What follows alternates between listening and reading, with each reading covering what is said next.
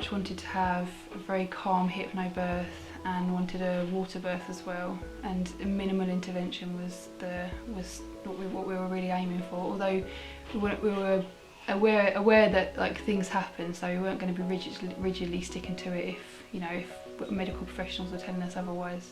There is a birthing centre in my local town, which I could have gone there, but actually they have just very basic, you go there just to have a very natural, nice, I think gas and air and pethidine is the only thing they offer there. Right. As it was my first anxious mother, I just wanted there to be every scenario covered, so Broomfield was a no-brainer for me. It's the closest for me anyway for everything that you need, but it's just, they've got everything there. We wanted St Peter's because it was small and that kind of village hospital experience, and it was going to be quieter.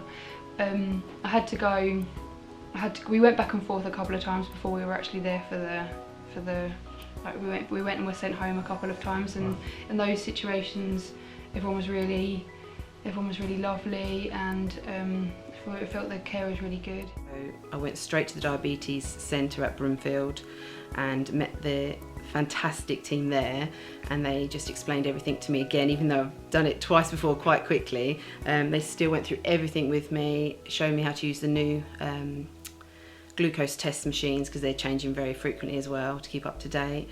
And then thereafter I had regular appointments at the birthing centre because it's closer to me, so it was very much easier to get to. And then I think initially it starts off at once a month I see the diabetes team, and then the closer I get to having the baby, because obviously the risks increase the later in pregnancy, I saw them more frequently, I think once every fortnight.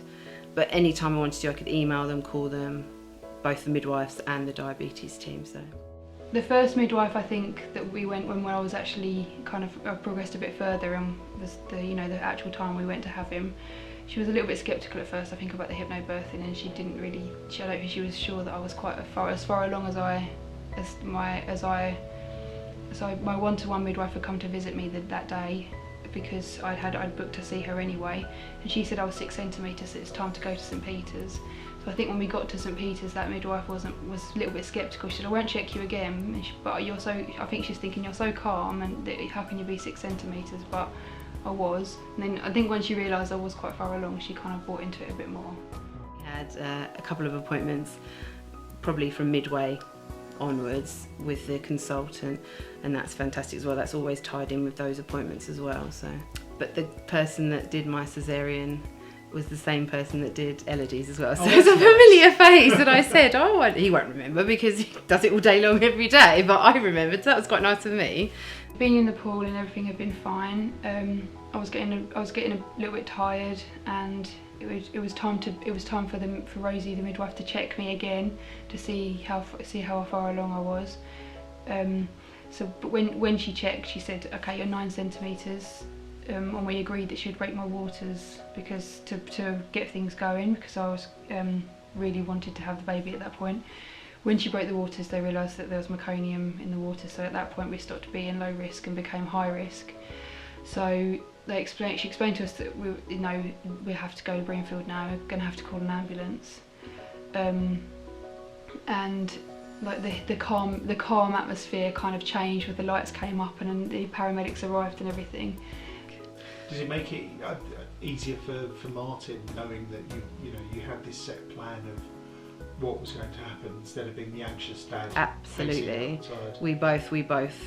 That's definitely a pro for us of a planned caesarean. Is you have a date. Especially with other children as well. You don't have the worry of when's the baby coming and things. So we definitely use that as a pro, and definitely appreciate the knowing when it's going to happen. My husband Will was a bit more aware of everything, and he was feeling a bit more anxious, and he was a bit more stressed that things weren't quite going to plan. Aviana was born at 9:30, and then I went home probably about lunchtime the following day. Right. So just over 24 hours. And were you happy with that? Were you comfortable sort of going home the next day? I always want to go home. I always want to get back to my own surroundings. Unfortunately, I did have a 3rd-degree tear. So that was kind of I think the end was kind of a bit more.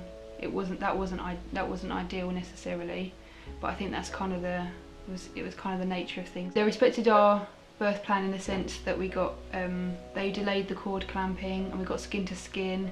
We had a little bit of time together. We had a little bit of time together with Henry, but then I did need to go to theatre to have the to have stitches because it was because of the severity of the tear. Yeah. So at that point, Henry was left with my husband, and we went down. The anaesthetist was quite keen to get us down to theatre, and I think midwife was trying to leave us together for as long as possible, but he really needed to get us down there. I do strongly want for first time parents, the dad to be able to stay wherever, whatever hospital, whatever situation, scenario, even if he's, you know, on a chair next to you, he's chosen to be there with you, he should be able to stay. I think after the first child, you know, he'll want to go home and get some sleep, but especially with the first, you're both in the situation together. And I had my first child quite late in the evening, so I'd only been back on the ward a couple of hours and he had to leave me. The staff are fantastic, but there's nothing like having your partner next to your bed all through the night to go through it together. Absolutely, our midwife Rosie, who was with us at St Peter's, she was so fantastic and supportive. She read the birth plan. She was kind of, when she needed to be, she was there for us, but then when we wanted to be left, she kind of just in the background and very quiet and very unobtrusive. And we developed a really good relationship with her, and I thought she was fantastic. So she was kind of the rock that kind of led from one hospital to the other. So she made that transition as for me particularly, she made that transition as smooth as possible. I think if I hadn't gone to Broomfield with her, I would have felt quite a lot different in Broomfield, and I would have probably got more anxious and more stressed out. So yeah, I was really, really grateful for